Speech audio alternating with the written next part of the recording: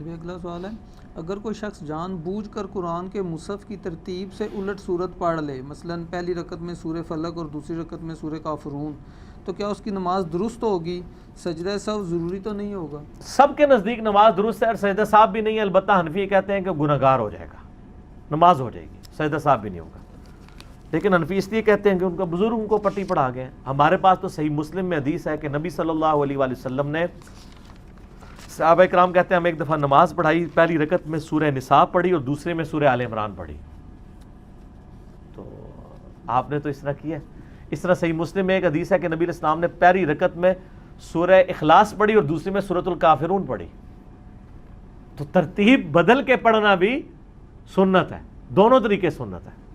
ترتیب سے بھی پڑھے کوئی وہ بھی سنت، ترتیب بدل کے بھی پڑھے وہ بھی سنت. سجدہ صاحب تو ویسے کسی کے نزدیک وہ کہتے ہیں جی قرآن الٹا نہ پڑھو کہیں اللہ تمہارا دل نہ الٹے کر دے.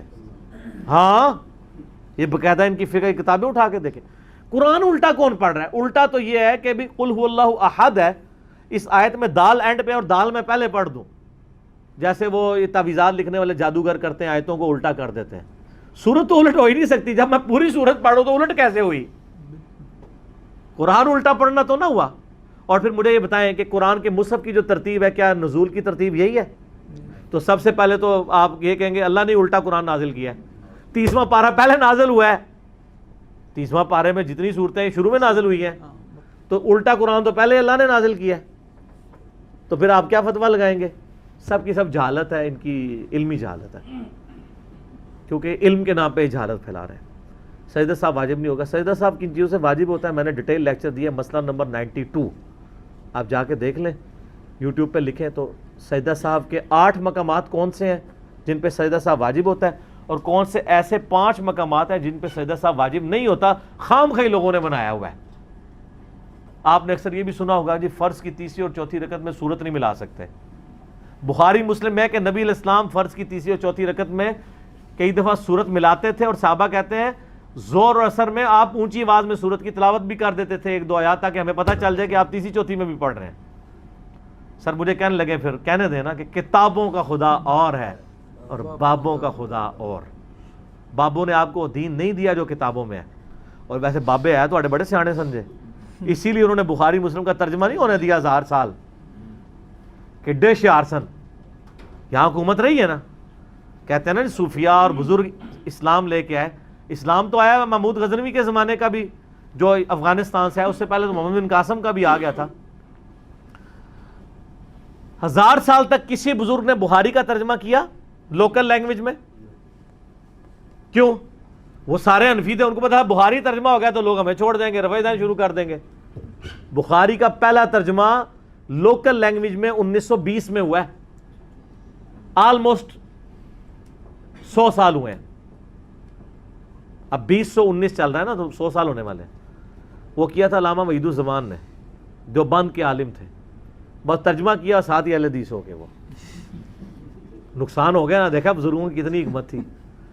وہ 1000 سال کا ڈکا لگیا اسے صحیح لایا سی، وہ ڈکا کھل گیا. ایون قرآن کا ترجمہ نہیں تھے یہ لوگ کرنے دیتے. شاہ ولی اللہ دہلوی نے جب ترجمہ کیا وہ کہتے ہیں قرآن تو عربی میں تھا، اس نے فارسی میں لکھ دیا. 5 سال وہ چھپے رہے ہیں شہید ہونے سے بچنے کے لیے. ظاہر ہے اس کے پیچھے لگ گئے تھے لوگ. اب تو آپ کو بڑے مزے سے لوگ کہتے ہیں جی فلاں کا ترجمہ، یہ اعلیٰ حضرت کا ترجمہ پڑھیں، یہ شریف تھانوی کا ترجمہ پڑھیں. لیکن انیشیٹو جس بندے نے لیا ہے نا اس وقت ان لوگوں نے نہیں ہونے دیا. تو میں ایک معصومانہ سوال کرتا ہوں، آپ کہتے ہیں بزرگوں کی بڑی خدمات ہیں، ہم بزرگوں کی خدمات کو دین کے پیرائی میں دیکھیں گے نا. آپ اگر مجھے کہتے ہیں بخاری مسلم کی تعلیمات ہیں، میں کہوں گا بالکل یہ پڑھی سر، ہم اس سے فیض حاصل کر رہے ہیں.